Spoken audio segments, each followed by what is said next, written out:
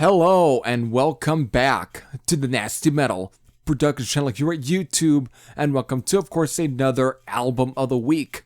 This, of course, is episode number 83. You know what? This album does not need any more introduction. I don't need to really kind of span out this little introduction to be any longer than it should be. I'm just going to go straight into it because all of you know what it is. That, of course, is none other than the 12th studio album from, of course, AC/DC. That is The Razor's Edge. Ooh. It seems like that this year I have pretty much spotlighted almost most of some of AC/DC's bigger albums this year, or at least any AC/DC album this year, which is, it was just somehow I was able to actually pull it off. Actually, no. Probably because of this was the year that seems to have had, well, the most, at least times to actually kind of spotlight their stuff. I mean, from 1980 to 1990, from, of course, Stiff Upper Lip to Back in Black to, of course, this album. And even, of course, I had spotlighted Let There Be Rock anyways to kind of pay tribute to, of course, the 40 years since, of course, Bon Scott's death. So I just was able to manage to just pull out at least to spotlight some of these albums. I know I don't know how many people actually gave a shit because I don't know. People are kind of weird, I think, when it comes to this band. It seems kind of very weird. Still, this right here, The Razor's Edge. This was one of the things about the album when it comes to a lot of its statistics is that this was their best-selling record since, of course, or at least since most of the albums passed for those about to rock.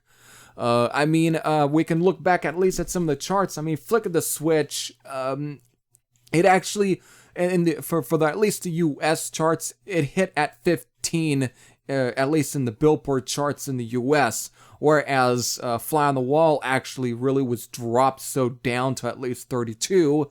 And of course, the compilation / soundtrack to, of course, the Stephen King film Maximum Overdrive, which is titled Who Made Who, that apparently it did fine. That was definitely for a while, at least back then, it was a pretty big hit for the band.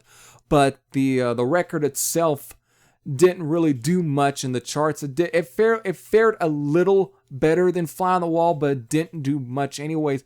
Blow Up Your Video, on the other hand, surprisingly, that album was able to, and many said that was kind of the comeback. It was definitely pointed out that was kind of their comeback album in many ways. Again, was Blow Up Your Video, because that apparently hit at number 12, being slightly higher than Flick of the Switch, and probably pretty much, at least for a while, was kind of seen as the highest charting album since, of course, again, for those about to rock.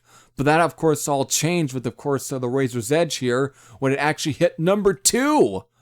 This album actually was able to at least break the number 2 mark on the charts. Now, for those about to rock, technically it's never considered one of the band's best. Normally that goes to Back in Black. However, for those about to rock was actually the record that hit number 1. Back in Black, I think, actually hit number 4. Actually, it hit at least number 4 as far as when looking on, of course, Wikipedia, on at least the chart listing at least for the album. But for those was the one that hit number 1. So The Razor's Edge here, which some say is also not nearly as good as Back in Black, hit number 2. So there is at least it was able to make the achievement. So basically, the beginnings to them cracking the higher, at least the charts again really began with, of course, with Blow Up Your Video, but of course it was exceeded by this album. Now, that the fact that whether or not that actually has any factor into how the album is some might say pointless, but it does kind of seem to kind of play into at least the history of the band, especially during the Brian Johnson era, which definitely is either usually loved or hated by a lot of at least AC/DC fans or just rock fans in general. You either love it or you hate it for some reason.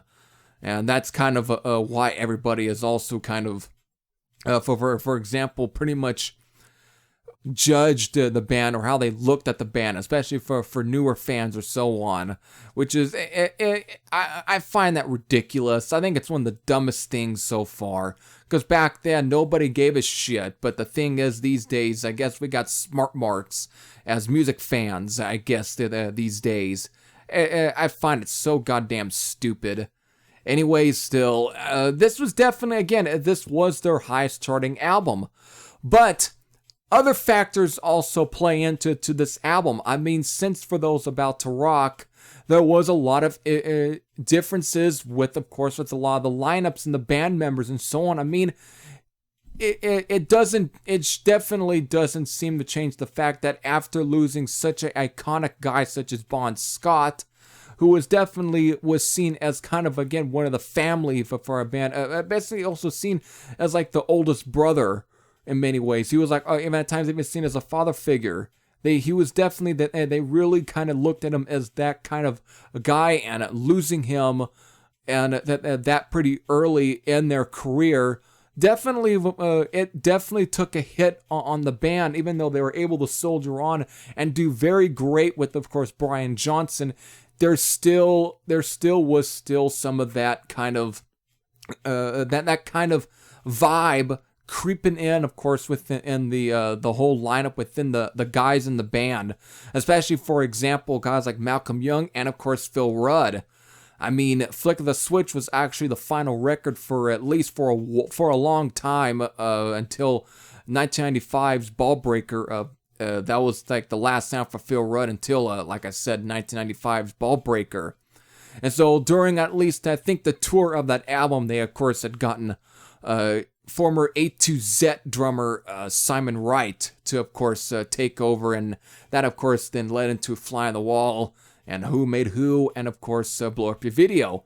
And after Blow Up Your Video, that was it for Simon Wright. But the thing is, also during that whole tour of the Blow Up Your Video album, Malcolm Young had to kind of take at least to take a lead at absence, because of to try and get himself checked into rehab, just to kind of get a lot of his personal demons out of his way, which that definitely apparently was starting to kind of come to light during, I think, the Flick of the Switch tour, especially at, I think that they said at the Monsters of Rock of that year, of 1984, actually, all of that was starting to come to play, where apparently Malcolm Young was showing up drunk. He was barely almost, again, he just wasn't ready at all. He just wasn't himself, basically.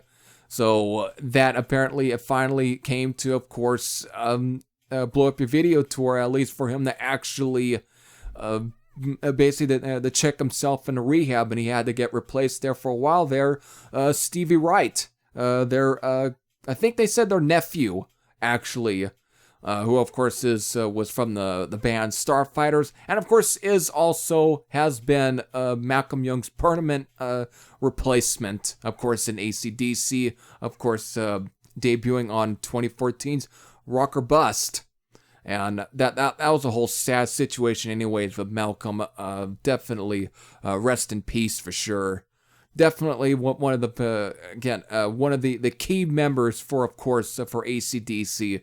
Still, all of that, it all played into factor into building up to, of course, the Razor's Edge. Even though there definitely were seeing some good success with, of course, Blow Up Your Video, still there still was something missing within at least the band, just a little bit of that.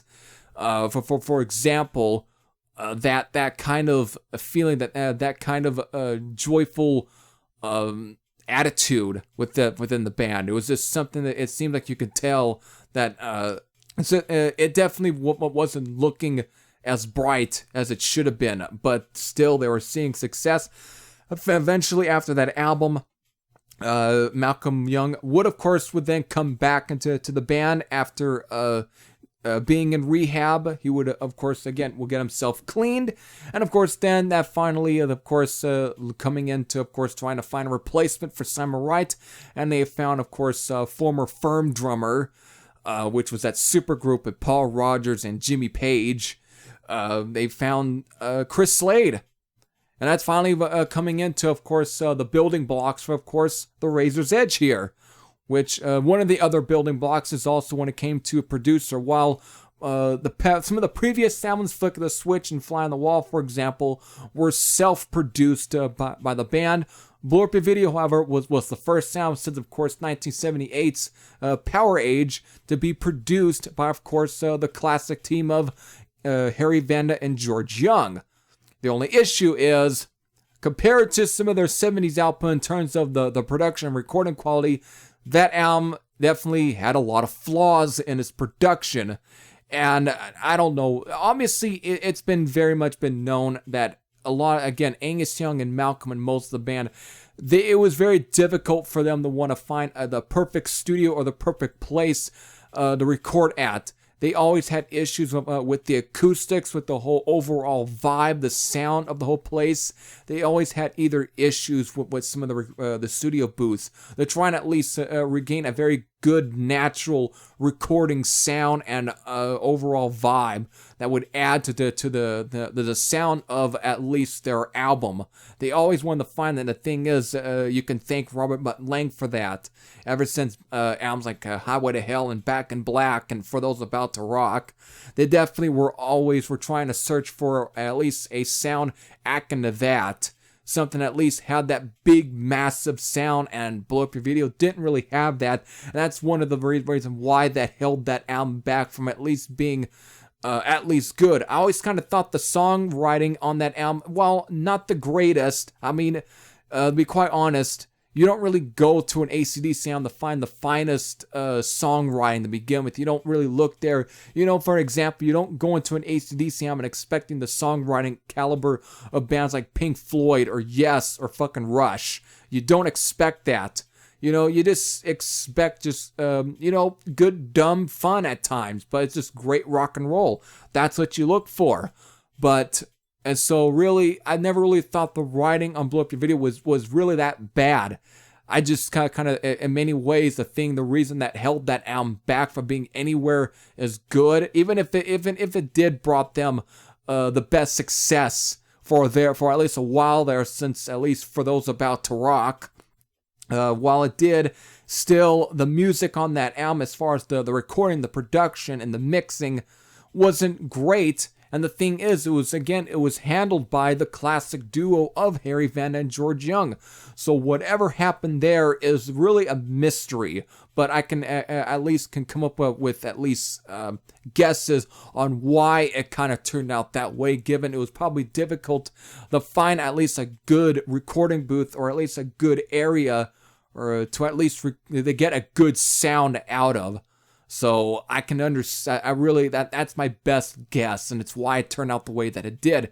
So when it came to, of course, also trying to find at least at least good recording or good for this, and as far as producer, they of course found the late Bruce Fairbairn, who of course was best known for, of course, producing albums for, I believe, maybe Aldo Nova in there. Blurster Cult was a good one. Scorpions, and of course Bon Jovi. So, and of course then later on, Kiss, which was, well, Psycho Circus, but we'll just leave it there. So they were able to get him. They gotten Bruce Fairbairn, and that's where we finally lead into, of course, The Razor's Edge, which of course was released on. It seems like this is kind of odd when it comes to the release date for this album. While it's September 1990. However, Some will say September 21, apparently according to Wikipedia. But if you were to look on the Discogs, I mean, if you were to click on the album beforehand, apparently they'll even say September 24th. You go to Discogs, they'll say September 25th. So it's really, I guess there almost seems to be a weird thing where they're not quite sure on what was the actual date. I think it's best said that it probably might have been September 25th for at least the release date of the Razor's Edge. However, since you can tell by at least the thumbnail, since I always will throw in at least the year date and of course it's what kind of anniversary, well, I got September 24th, so really it's still, it really doesn't matter. It really just could have been September 25th for at least the release date of the album. So finally, it's released, and again, one of their best-selling albums since For Those About to Rock. It was able to break higher in the charts than of course, Blow Up Your Video. So now on to the album itself. This album, of course, consisted of about 12 songs on the album, and these 12 songs, of course, all clocking in around 46 minutes and 11 seconds. This album, this album does probably have the most big hits for the band. These, and there are really 3 big hits off this album that are still radio staples. Probably, again, heard just as much as any of the songs off of, let's say, for example, like For Those About to Rock, or Back in Black and Highway to Hell, any of the classic stuff from, of course, the Bon Scott era. This is probably the album with the most hits since those albums. Even if it isn't nearly seen as like a greatest hits album, it still was able to give them at least 3 big fucking hits that is still heard on radio and TV to this day. I mean, it opens up with probably their hugest hit, which is Thunderstruck, which growing up, this song was used at freaking sports stadiums, especially for like hockey, football, and even at times even baseball. It was used during those, again, sporting events, again, radio, TV shows, movies. It was even, it was used in Deadpool 2 for fuck's sake. I mean, this is one of the hugest songs for, of course, AC/DC. It was definitely up there with, of course, Hell's Bells, Highway to Hell, and the song Back in Black, Shoot the Thrill, and of course, You Shook Me All Night Long. This is one of the hugest songs for at least in that kind of list, and it's definitely kind of overplayed, but still, it was a massive hit for the band. Also, one of the biggest hits off this album is, of course, Are You Ready and Money Talks. Are You Ready at this point is also, I'm starting to almost get a little sick of it due to the fact that now that every time I tune in to WWE SmackDown, they use as the damn intro, and now as its theme song, and now it's just played every fucking day, every freaking Friday. So in many ways, I'm starting maybe just a little bit now getting tired of it. Even though I've always liked the track to begin with, it's now just getting fucking overplayed. So thanks, Vince. I'll get to elaborate a little bit on more of that. On also why I think it's weird that of all the tracks off this album that you're gonna use for a freaking a theme, or at least intro for your wrestling shows, even though they say sports entertainment, but I can say fuck you and fuck right off. Still, I'll elaborate on why I think that's a weird song of choice anyways. Still, Are You Ready was that and Money Talks were definitely 2 of the biggest hits. But there's other great songs on here. Fire Your Guns, the track The Razor's Edge.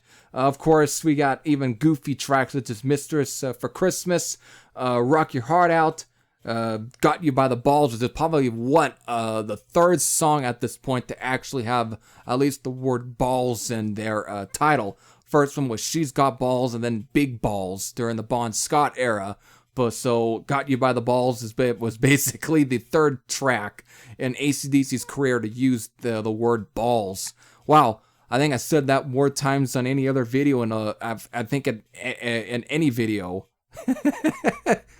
So there, Shot of Love, Let's Make It, Good riddance and goodbye, goodbye and good riddance to bad luck, and of course, if you dare. These two songs I think are pretty underrated, especially if you dare. I think that's a pretty underrated track, and it definitely is a great way of showcasing Chris Slade's his drumming. That really kind of really showcases how much different he is from, of course, guys like Simon Wright and Phil Rudd. I know many people have said that Chris Slade never fit AC/DC, but to be quite honest, well, even though it's always something, it was always kind of again the kind of a characteristic to have again the simple drumming patterns and so on for AC/DC, but I think it was kind of very cool and a little bit different to have at least a guy like Chris Slade who was actually doing a little bit more, adding a little more of his style to the band than any of the previous two, actually.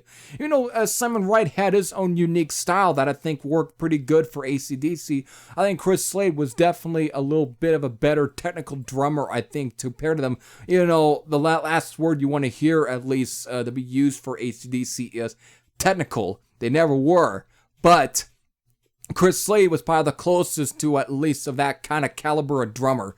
He's got a very cool vibe to him, and I think he actually made this album, at least in many ways, work. Because this was definitely in many ways kind of a little bit of an updated sound, or at least just an updated take on that very classic AC/DC sound. So I think it definitely, again, it worked in all of its favor. Even is the most cleanest, most, at times, almost the most produced AC/DC album, it still, in many ways, still has some of that classic AC/DC characteristics to the album. Even if Brian Johnson is starting to sound a little more troll-like than he ever did since his debut in Black and AC/DC on Back in Black. But still, that troll voice has definitely ended up becoming even more of a characteristic for AC/DC since the Razor's Edge at this point. I'll say putting him next like Udo Dirkschneider at times, which is kind of crazy. But there is always kind of a little bit of a weird thing about how Udo was almost the German Brian Johnson at times. I always kind of thought that myself. Still, I don't know if it has anything to do with AC/DC to begin with, even though I always have a way of that, which is weird. All right, still, just great. Now, finally elaborate. This is more of a pet peeve, but back onto Are You Ready as being the damn theme song for Friday Night SmackDown for WWE. Of all the songs that Vince had to kind of pick for at least of all the AC/DC tracks off the Razor's Edge, he had to choose a song that basically depicts sex with a hooker. Yeah.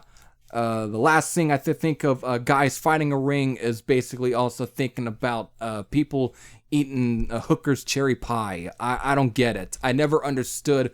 I just think that is so goddamn ridiculous to begin with.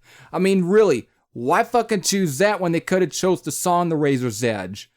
That is probably if I think of wrestling, that would have been the fucking track I would have used. Would have been The Razor's Edge. That would have been the one right there. It's such an underrated AC/DC track. This is also one of the heaviest songs I think that AC/DC has done as well. This is, again, it's slow, but at times the way it just begins, I just like even the beginning of it. It just actually sets a very cool vibe. And then when it gets into it, it has a great fucking badass vibe. And Brian Johnson, I think, owns this fucking track as well. He just owns it. With a lot of the lyrical stuff, I hear the phrases like breathing down your neck, marching from left to right, and so on, and you're gonna die of fright. This is one of the most badass freaking AC/DC songs, and this, I feel, should have been also a big hit off this record. So really, this song would have been my pick for, of course, as a theme song for any freaking wrestling show to begin with, if I'm gonna use or choose a AC/DC track off of the Razor's Edge. I would have chose that track instead. I think it definitely more so fits an atmosphere instead of Are You Ready? Even though, yes, it does have that sports feel to it, but the lyrics, it's sex. It deals with sex. The Razor's Edge doesn't. It actually is one of the few songs within AC/DC's career that actually isn't about sex. It's actually one of the few ones that actually is more so one of the darker AC/DC songs. Of course, that would get topped on Ball Breaker with, of course, Burning Alive being about the whole incident in Waco, Texas with the Branch Davidian. Which was really odd, but that definitely was interesting, and at times I applaud them for at least taking that kind of idea at least to use, or even the Fuhrer also as well. Ball Breaker, actually, you know what, that actually was kind of had some darker songs on that one than actually on the Razor's Edge or any other AC/DC record. Still, though, this is it's still I don't know if it has anything to do with most of the record to begin with, or at least my review. But you know, again, it is my kind of review in many ways, and I get to add in whatever the hell I want. So there you go, the Razor's Edge from AC/DC definitely in many ways was now some may not hold it in high regard as one of AC/DC's most classic records, but it did do very good, and it was probably one of the again for a while there, for a long time, one of the last highest charted albums. I think I don't know how good Ball Breaker, Stiff Upper Lip did, but I think they probably did fine, but never near the number 2 mark that the Razor's Edge made. The Razor's Edge definitely was pretty much second behind For Those About to Rock as being the second most highest charted album in AC/DC's discography. So really, it had its achievements, and it achieved a lot of those. So it definitely, in many ways, is held at least in high regard in that aspect, especially when it comes to the band as well. So there you go. Classic in many ways. It was definitely a good record anyways for AC/DC. Since, of course, it hit its 30th anniversary, what are your thoughts, or what were your, of course, opinions and so on this album? What were your, at least your memories of this album when it first was released? Definitely, do you have any fond memories? Do you have any bad memories? What were your memories anyways of this album when it first came out? But for those who haven't heard this album, I don't know. I don't know if this would be the first album I would recommend anybody who is just beginning to want to try and get into AC/DC. I don't know if I would recommend them the Razor's Edge, even though it is a good album. And definitely one of the better and one of the good albums in the Brian Johnson era of this band. But I would, in many ways, if you have to, it's usually going to be either Back in Black or even personal for me, Flick of the Switch, but that's only for personal reasons. Or any of the, again, like Highway to Hell or even, again, Let There Be Rock or Power Edge or any of those, or even some of the live albums. You know, those are always good, especially those are always going to be good, at least starting points. Or High Voltage, you know, it's usually going to be the US or a national version of High Voltage, but still, you kind of get the idea. Those were always what will be the ones that would get recommended. Even at times, Dirty Deeds Done Dirt Cheap, I would recommend. Any of the albums from the Bon Scott era would definitely be the albums to recommend to anybody who's just beginning to want to get into AC/DC. So there you have it there. All right, so with that, I hope you all enjoyed this. Every Thrash House Sam out. And I'll see you all later. Take care, everyone.